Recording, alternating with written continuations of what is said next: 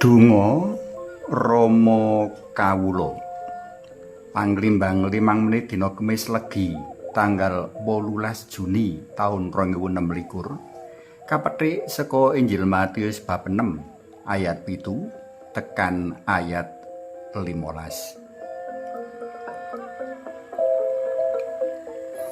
Tumrap wong Katolik, donga dudu sawijining kewajiban ananging sawijining kabutuhan.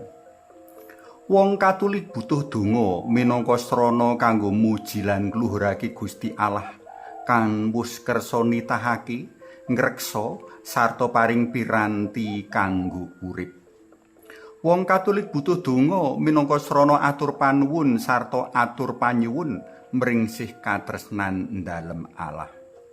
Jroning donga, wong Katolik bisa kanthi merdika sesambungan sesrawungan, asok pangunek-unek lan pirembugan, enggo bungah marem jenjem nyawang Gusti kang tresnani lan ditresnani.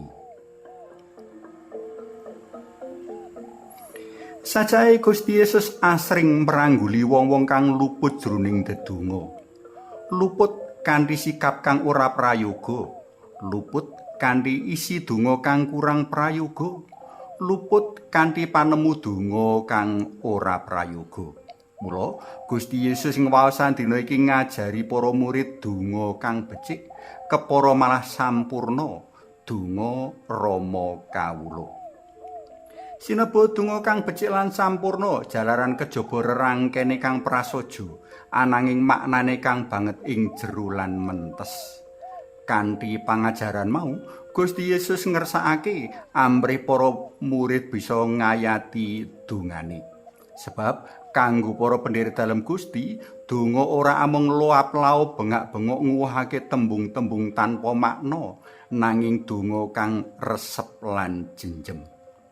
Donga Rama Kawula kaperang dadi loro. Perangan kapisan ngemot pratelan kanggo muji ngluhurake sarta nyumanggakake dumadine karsa dalam Gusti ana donya mligine ana manungsa kinasihe. Dene perangan kapindho ngemot pratelan kanggo mratelakake kabutuhane si pandonga. Pancen wis pantes lan samestine manungsa muji lan ngluhurake Gusti Allah kang ngreksa lan paring gesang.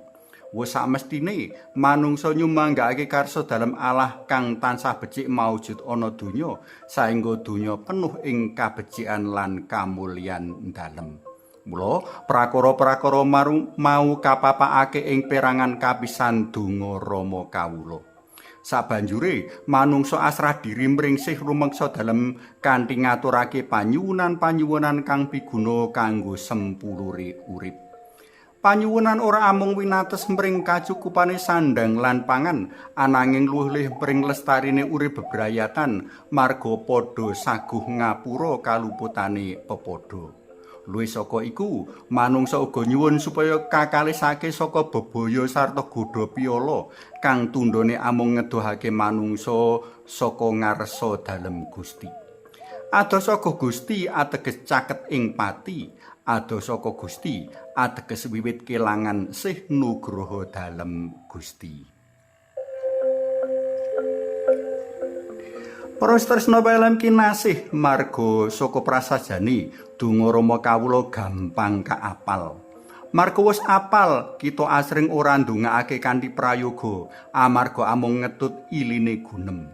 Donga kaya ngene iki mesti ora majas alias ora manjur. Ndedonga kanthi sareh sinambi ngrasake karepe isi donga, kejaba luwih gawe rena penggali dalem Gusti, uga ndadekake kita luwih jero manunggal panjenengane. Suwawi sami munjuk, kunjung asma dalem Yang Rama, so Yang Putra, tuwin Yang Roh Suci. Amin.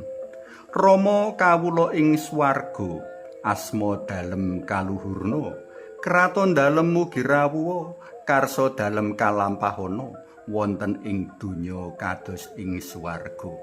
Kawula nyuwun rejeki kangge sakmenika, sakathing lepat nyuwun pangapunten dalem, kados dene anggen kawula ugi angapunten dhateng sesami.